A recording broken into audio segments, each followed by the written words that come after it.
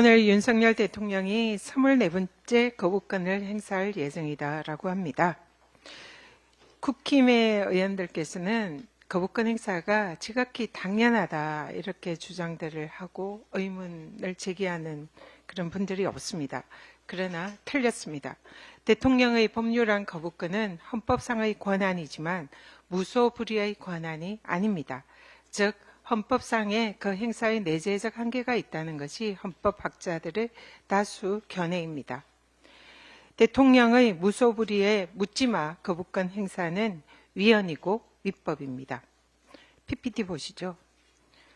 PPT를 보면 판사의 재판권, 이 규정은 헌법에 규정되어 있는 헌법상의 권한입니다. 자, 그렇다면 판사의 헌법상의 권한인 재판권은 무소불위의 권한인가요? 아닙니다. 만약에 판사가 자신의 배우자와 관련된 형사재판에서 배우자의 구속영장을 기각을 시켰다고 합시다. 가능할까요? 상식적으로 생각해 보십시오. 절대 안 됩니다. 왜 안 되냐? 이것은 바로 이해충돌 사안이기 때문에 해당 판사는 형사소송법에 따라서 그 재판 직무, 배우자와 관련된 재판 직무에서 제척되어야 합니다. 재판을 못한다는 얘기죠. 그런데 만약에 판사가 배우자에 대한 형사재판에서 구속영장을 기각시켰다. 그렇다면 이것은 무엇입니까? 바로 형사소송법 위반, 즉 법률 위반입니다. 자, 판사의 법률 위반, 이것은 무엇입니까? 헌법상에 규정되어 있는 판사에 대한 법률 위반, 즉 탄핵 사유가 됩니다. 자, 마찬가지로 대통령의 헌법상 권한인 법률안 거부권을 보시죠. 만약에 대통령이 자신과 배우자에 대한 수사를 목적으로 하는 특검법에 거부권을 행사한다면 어떻게 되겠습니까?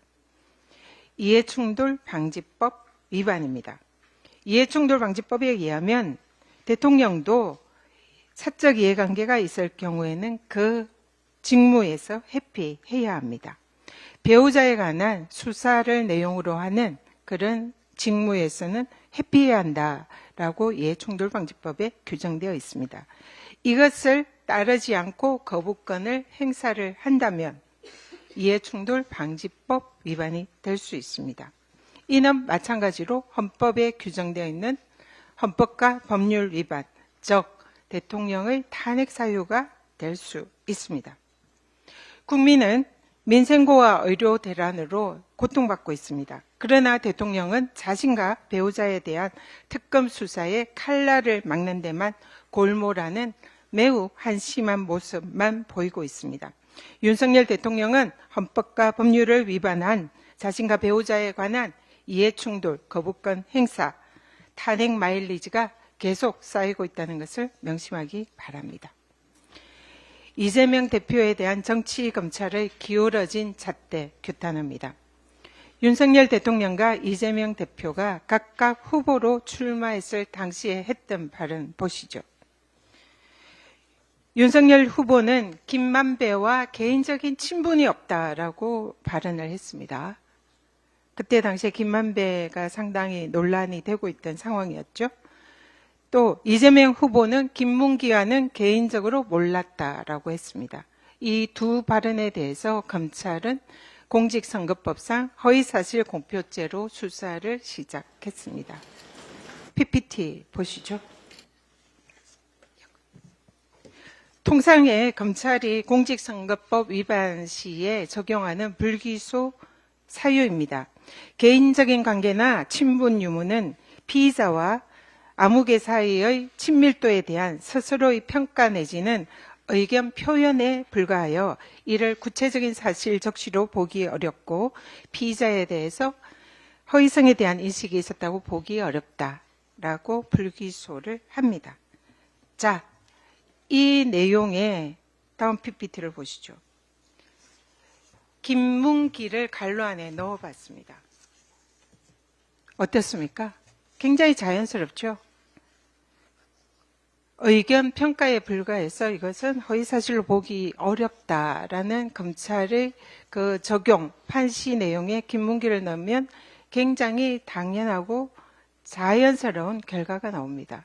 그러나 결과는 어떻습니까? 검찰은 징역 2년을 구형했습니다. 다음 PPT 보시죠. 여기 갈로에 없습니다. 김만배를 넣었습니다. 갈로 안에. 검찰이 실제로 윤석열 후보에 대해서 불기소 처분을 했던 실제의 내용입니다.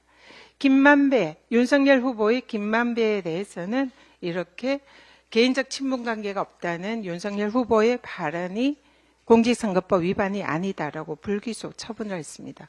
어떻습니까? 두 사안을 비교를 해보십시오. 이것이야말로 정말 불공정한 검찰의 잣대가 아닙니까? 김만배와 개인적 친분이 없다라는 윤석열 후보의 발언에 대해서는 불기소, 김문기와는 개인적으로 몰랐다라는 이재명 후보에 대해서는 징역 2년, 이렇게 극명한 정치검찰의 불공정한 잣대, 바로 이것이 오늘의 우리 검찰, 정치검찰의 현실입니다. 살아있는 권력에 대해서는 솜방망이 처분을 하고 정적인 이재명 대표에 대해서는 가혹한 잣대를 적용하는 정치검찰의 이중 잣대에는 검찰 개혁만이 답이다라고 말씀드립니다. 잠깐만 마지막 하나 말씀드리겠습니다. KBS PD의 검사 사칭 사건 2002년에 있었습니다. 그때 시작해서 22년에 걸친 이재명 대표를 향한 정치검찰의 스토킹, 점입 가경입니다. 검찰은 이재명 대표 위정교사 사건에서 결국 징역 3년을 구형했습니다. 재판장에 가서 보니까 이재명 대표는 김병량 전 성남시장 비서 출신인 김진성 씨에게 전화로 사실대로 얘기를 해달라, 있는 그대로 얘기해달라, 이런 얘기를 30분에 달하는 전체 통화의 분량에서 무려 12번이나 계속적으로 발언을 하고 있습니다. 녹취록의 전체적인 취지를 보면 사실대로 발언을 해달라는 것입니다. 그러나 검찰은 이것을 발췌한 7, 8분의 분량을 편집하고 짜집기 해서 핵심 증거로 제출을 했습니다.